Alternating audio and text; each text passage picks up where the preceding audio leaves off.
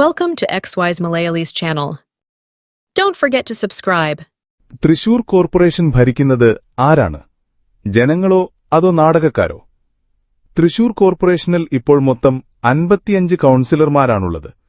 അതിൽ ഭരണകക്ഷിയായ LDFന്റെ കയ്യിൽ 24 പേരും പ്രതിപക്ഷ കക്ഷിയായ UDFന്റെ കയ്യിൽ 24 പേരും 6 പേർ BJPക്കാരുമാണ്. കോൺഗ്രസ് സീറ്റ് കൊടുക്കാത്ത കാരണം സ്വതന്ത്രനായി ജയിച്ചുവന്ന MK വർഗീസാണ് കഴിഞ്ഞ 4.5 വർഷമായി മേയർ സ്ഥാനം അലങ്കരിക്കുന്നത്. LDFന്റെ സപ്പോർട്ടിലാണ് മേയർ ഭരണം നടത്തിക്കൊണ്ടുപോകുന്നത്. മുൻകാലങ്ങളിലെ കോർപ്പറേഷൻ ഭരണത്തിൽ വെറും സാധാ കോൺസിലറായിരുന്നിട്ടുള്ള MK വർഗീസിന് മേയർ പദവി വന്നുകിട്ടിയത് കോൺഗ്രസ് നേതൃത്വത്തിന്റെ കുതികാൽവെട്ടും കഴിവില്ലായ്മയും മൂലമാണ്. മെയ് വഴക്കത്തിന്റെയും പോഴിക്കടക്കന്റെയും കാര്യത്തിൽ തൃശൂരിൽ നിന്നും ചിറകുവിരിച്ച് കേരള രാഷ്ട്രീയത്തിൽ അസാധ്യ പ്രതിഭ കാണിച്ചിട്ടുള്ള K. കരുണാകരന് ശേഷം അതേ മെയ് വഴക്കത്തോടെ ഭരണം നടത്തിക്കൊണ്ടുപോകുന്ന മേയറുടെ പ്രതിഭ ഒരുപക്ഷേ കേരള രാഷ്ട്രീയത്തിലേക്ക് വരും കാലങ്ങളിൽ ഒരു മുതൽക്കൂട്ടായി പ്രതീക്ഷിക്കാം. ഇനി നമുക്ക് കാര്യത്തിലേക്ക് കടക്കാം. കോർപ്പറേഷൻ കൌൺസിൽ യോഗങ്ങളിലെ അപഹാസ്യ നാടകങ്ങൾ തുടർക്കഥയാകുന്നു. ജനായത്ത ഭരണ സംവിധാനത്തിന് തന്നെ ആശങ്കയുയർത്തും വിധം അപമാനകരമായാണ് ഇടതുപക്ഷ ഭരണ നേതൃത്വത്തിന്റെ സമീപനം. ഓരോ ദിവസവും മുൻകൂട്ടി തയ്യാറാക്കി നൽകുന്ന അജണ്ടകൾ പാസാക്കി കിട്ടുന്നതിനുവേണ്ടി ചർച്ചകൾ ആരംഭിക്കുമ്പോഴേക്കും പ്രതിപക്ഷം അതിനെതിരായി ശബ്ദമുയർത്തിക്കൊണ്ട് ബഹളമുണ്ടാക്കും.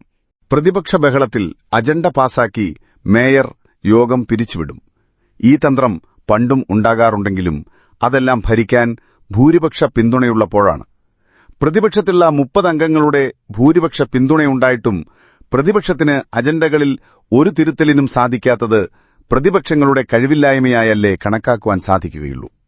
പ്രതിപക്ഷത്തിരിക്കുന്നവർക്ക് അവരുടെ വോട്ടിന്റെ വില എന്താണെന്ന് കാണിച്ചു കൊടുക്കുവാൻ സാധിക്കാത്തത് ജനാധിപത്യ ധ്വംസനമായി മാത്രമേ കണക്കാക്കുവാൻ സാധിക്കുകയുള്ളൂ. ഭരണപക്ഷത്തിനെതിരായി സമരം ചെയ്യുകയും ബഹളം കൂട്ടുകയും ചെയ്യുന്നത് കോൺഗ്രസും BJPയും ഒരുമിച്ച് നിന്നുകൊണ്ടാണ്. ആദർശത്തിന്റെ പേരിൽ വിവിധ ധ്രുവങ്ങളിൽ നിൽക്കുന്ന കോൺഗ്രസും BJPയും സമരം ചെയ്യുമ്പോൾ ഒറ്റക്കെട്ടായാണ് നിലകൊള്ളുന്നത്. അതേസമയം വോട്ടെടുപ്പ് പ്രക്രിയയിൽ പ്രതിപക്ഷം ഒത്തുകളയ്ക്കുന്നത് കാണാം. അതിനുദാഹരണമാണ് അവിശ്വാസ പ്രമേയം കൊണ്ടുവരുമ്പോൾ BJP അംഗങ്ങൾ വോട്ടെടുപ്പിന് വരാതിരിക്കുകയും അവിശ്വാസ പ്രമേയം പാസാക്കിയെടുക്കുവാൻ സാധിക്കുവാതെ വരികയും ചെയ്യുന്നത്. ഈ കളിയിൽ വോട്ടർമാരായ സാധാരണ ജനങ്ങൾക്ക് മനസ്സിലാവുന്ന കാര്യം എന്താണ്? ഭരണപക്ഷവും പ്രതിപക്ഷവും എല്ലാ കാര്യങ്ങളിലും ഒറ്റക്കെട്ടായി നിൽക്കുകയും ജനദ്രോഹപരമായ നടപടികളിൽ തീരുമാനമെടുക്കുമ്പോൾ അവിടെ പ്രതിപക്ഷവും വലതുപക്ഷവും ഒത്തുചേർന്ന് കളിക്കുകയാണെന്നല്ലേ? ഓരോ അജണ്ടയും കോർപ്പറേഷനിൽ പാസാക്കുമ്പോഴും അതിനു പിന്നിൽ കൃത്യമായ സ്ക്രിപ്റ്റുണ്ടെന്നുള്ള കാര്യം പകൽ പോലെ വ്യക്തമാണ്. പാസാക്കുന്ന ഓരോ അജണ്ടയെയും എതിർത്തുകൊണ്ട് പ്രതിപക്ഷ ബഹളം കാണാം.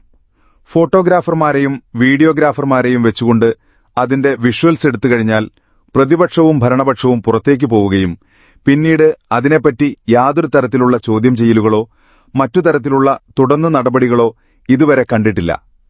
മേയർ ഭൂരിപക്ഷമില്ലാതെ അജണ്ട പാസാക്കിയാലും അതിനെതിരെ നടപടിയെടുക്കുവാൻ നിയമപ്രാബല്യമുണ്ടെങ്കിലും അത് നിയമപരമാക്കാൻ പ്രതിപക്ഷം ശ്രമിക്കാറില്ല. ഉയർന്ന അധികാര കേന്ദ്രങ്ങളിൽ നിന്നും നീതി തേടാനും ഒരു ശ്രമവും ഉണ്ടാകാറില്ല. ഒരു ദിവസം പോലും ആയുസ്സില്ലാത്ത പ്രസ്താവനകളിൽ മാത്രമാണ് പ്രതിപക്ഷത്തിന് താൽപര്യം. അവർ ഇടതുപക്ഷത്തിനെതിരായി സമാന്തര യോഗം നടത്തുന്നു, പ്രസ് ക്ലബിൽ മീറ്റിംഗ് നടത്തുന്നു, ചിലപ്പോൾ റോഡിൽ കിടന്നുരുളുന്നു, മേയറുടെ കാറിൽ മണ്ണ് കൊണ്ടിടുന്നു, വെള്ളത്തിൽ കിടന്നുരുളുന്നു, മാലിന്യം കുട്ടയിൽ കോരി തലയിൽ ചുമക്കുന്നു. കുത്തിയിരുപ്പും എല്ലാം മീഡിയകളുടെ മുമ്പിലെ പ്രഹസനം മാത്രം. സത്യാഗ്രഹവും ജൈവിളിയും കഴിഞ്ഞാൽ ചടങ്ങുകൾ അവസാനിച്ച് എല്ലാവരും പിരിഞ്ഞുപോകുന്നു. അതോടുകൂടി പ്രതിപക്ഷത്തിന്റെ ഡ്യൂട്ടി കഴിഞ്ഞതായി കാണാം. ചോദ്യങ്ങൾ ഉയർത്തുന്ന ചില കാര്യങ്ങൾ നമുക്ക് പരിശോധിച്ചു നോക്കാം. കോർപ്പറേഷൻ കെട്ടിടത്തിൽ നിന്നും ഇരുമ്പു നേൽക്കൂര തകർന്നു വീഴൽ, ബലക്ഷയമുള്ള 271 കെട്ടിടങ്ങൾ പൊളിക്കുവാനുള്ള കാര്യങ്ങൾ, തോട് കാന വൃത്തിയാക്കൽ, റോഡിലെ കുഴിയിൽ വീണ് വഴിയാത്രക്കാരുടെ മരണം, കുടിവെള്ള പ്രശ്നം, വെള്ളക്കെട്ടുള്ള സ്ഥലങ്ങളിലെ നിർമ്മാണ പ്രവർത്തനം തുടങ്ങി പ്രധാന ജനകീയ പ്രശ്നങ്ങൾ നിരവധിയാണ്. ഇതൊന്നും തൃശൂർ കോർപ്പറേഷനിൽ ചർച്ച ചെയ്യപ്പെടുകയോ ജനോപകാരപ്രദമായ കാര്യങ്ങൾ നടപ്പിലാക്കുകയോ മേയറുടെ നേതൃത്വത്തിൽ ഓരോ കാര്യങ്ങൾ തീരുമാനിക്കപ്പെടുന്നു. അതിൽ പ്രതിപക്ഷത്തിന് ചോദ്യം ചെയ്യുവാനോ ഇടപെടുവാനോ സാധിക്കുന്നില്ല എന്നാണ് അറിയുന്നത്. 12 ഏക്കർ വെള്ളക്കെട്ട് ഭൂമി വിലയ്ക്കു വാങ്ങിയതുപോലും കൌൺസിൽ അറിയുന്നത് സ്ഥലം വാങ്ങി രജിസ്ട്രേഷനും കഴിഞ്ഞ് വിലയും നൽകി 6 മാസം കഴിഞ്ഞാണ്.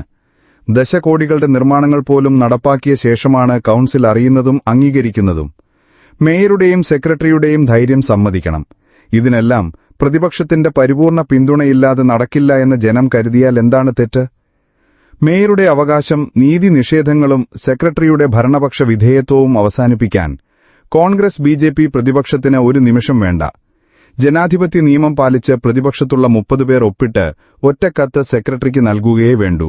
പക്ഷേ അത് ഫലത്തിൽ പ്രതിഫലിക്കുന്നില്ല. ഇരുകൂട്ടരും വിയോജനക്കുറിപ്പ് നൽകും. സെക്രട്ടറി അത് ചവറ്റുകുട്ടയിലിടും. വിയോജനക്കുറിപ്പിന് പിന്നീട് എന്ത് സംഭവിച്ചുവെന്ന് പ്രതിപക്ഷം ചോദിക്കാറുമില്ല, നോക്കാറുമില്ല. പ്രതിപക്ഷമെന്ന നിലയിൽ ബിജെപിയുമായി ഒരേ നിലപാടെടുത്താൽ രാഷ്ട്രീയ തിരിച്ചടി ഉണ്ടാകുമെന്ന ചില കോൺഗ്രസ് നേതാക്കളുടെ ഭീതിയാണ് അടിസ്ഥാന പ്രശ്നം. എന്നാൽ ബിജെപി കോൺഗ്രസ് പ്രതിപക്ഷ പിന്തുണയിൽ ഭരണം സുഗമമാക്കാൻ ഇടതുപക്ഷത്തിന് യാതൊരു പ്രശ്നവുമില്ല, ചെയ്യുന്നില്ല. അത് വികസനത്തിനുള്ള പിന്തുണയായി അവർ വ്യാഖ്യാനിക്കുന്നു. പ്രതിപക്ഷം പറയുന്നത് സെക്രട്ടറി മാനിക്കുന്നില്ല എന്നാണ്. അങ്ങനെ മാനിക്കുന്നില്ല എന്നുണ്ടെങ്കിൽ അതിനർത്ഥം കൗൺസിലിന് സെക്രട്ടറി മാനിക്കുന്നില്ല എന്നാണ്. ഭരിക്കുന്നവരുടെയും പ്രതിപക്ഷത്തിന്റെയും പിന്തുണ മാത്രമല്ല, രഹസ്യാനുവാദവും അദ്ദേഹത്തിനുണ്ടായിരിക്കണം. അല്ലാത്തപക്ഷം ഒരു സെക്രട്ടറിക്കും ഇത്തരം കാര്യങ്ങൾക്ക് കൂട്ടുനിൽക്കാനാകില്ല. എന്തായാലും നിയമങ്ങളും ചട്ടങ്ങളുമെല്ലാം വേണോ അതോ വേണ്ടയെന്നത് ചിലരുടെ ഇഷ്ടപ്രകാരം തന്നെ. അവിടെ സാധാരണക്കാരന്റെ പ്രശ്നങ്ങൾ ഒന്നും ചർച്ചയാകുന്നില്ല.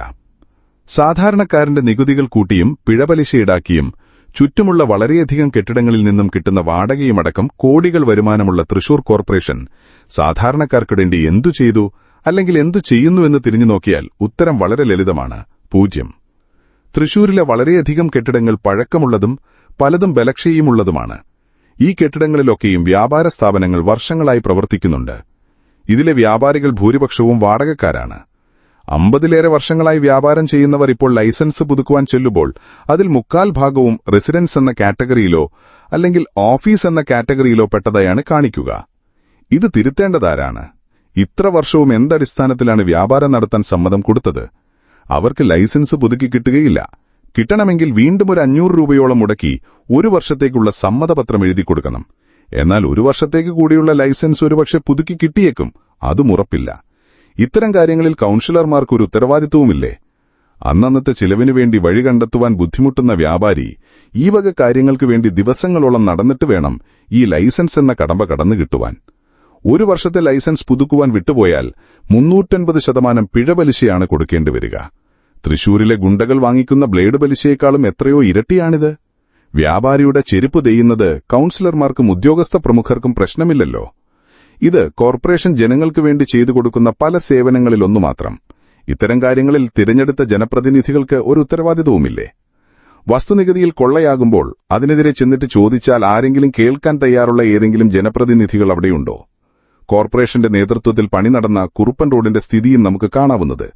കൊല്ലങ്ങളായി സ്ഥിതി ചെയ്യുന്ന കെട്ടിടങ്ങൾ പുതിയ റോഡ് പണിയോടുകൂടി വെള്ളം സംഭരിക്കുന്ന ടാങ്കുകളായി മാറി.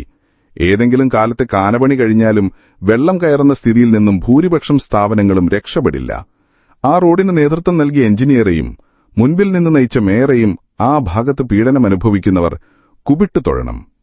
ഇങ്ങനെ എണ്ണിയാൽ ഒടുങ്ങാത്ത പ്രശ്നങ്ങളുള്ള കോർപ്പറേഷന്റെ കെടുകാര്യസ്ഥതയ്ക്ക് നല്ലൊരു അഭ്യാസിയുടെ മെയ്വഴക്കത്തോടെ കൊണ്ടു നടക്കുന്ന മേയറെയും അതിന് താങ്ങും തണലുമായി നിൽക്കുന്ന എല്ലാ വിഭാഗത്തിൽപ്പെട്ട കൌൺസിൽമാരെയും അടുത്ത തവണയും വിജയരഥത്തിൽ കയറ്റുവാൻ വേണ്ടി തൃശൂർ നിവാസികൾക്ക് ത്യാഗങ്ങൾ സഹിക്കുവാനുള്ള മനസ്സുണ്ടാവട്ടെ എന്ന് നമുക്ക് പ്രതീക്ഷിക്കാം. ജനാധിപത്യത്തിൽ പ്രതിപക്ഷത്തിന്റെ സ്ഥാനം എന്തെന്നറിയാത്ത വിവിധ പാർട്ടികളുടെ പ്രതിനിധികളുള്ള ഒരു ഭാഗവും ഭൂരിപക്ഷമില്ലാത്ത ഭരണപക്ഷത്തിന്റെയും ഭരണത്തിൽ പൊറുതിമുട്ടിയ കോർപ്പറേഷൻ നിവാസികൾ ഇപ്പോൾ ചോദിച്ചു തുടങ്ങി, എന്തിന് നമുക്കിവിടെ ഇങ്ങനെയൊരു ഭരണ സംവിധാനം? ആരുടെ അവകാശങ്ങൾ സംരക്ഷിക്കുവാനാണ് നമ്മൾ കൌൺസിലർമാരെ തിരഞ്ഞെടുത്തയച്ചത്? ജനാധിപത്യ അവകാശങ്ങൾ പോലും നിഷേധിച്ചിട്ടും നീതി നിഷേധങ്ങളും നികുതി കൊള്ളയും തുടരുമ്പോൾ വരാൻ പോകുന്ന തിരഞ്ഞെടുപ്പ് മാത്രമാണ് നികുതിദാതാവിന് പ്രതീക്ഷിക്കാവുന്ന ഒരത്താണി. Thank you for watching.